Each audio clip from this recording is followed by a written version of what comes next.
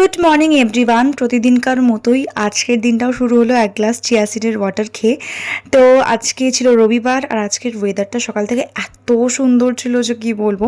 আজকে মামাম সকালে বানিয়েছিল ঘুগনি আর কয়েকটা রাজমাও দিয়ে দিয়েছিল, তো একটা হেলদি ব্রেকফাস্ট কমপ্লিট করলাম।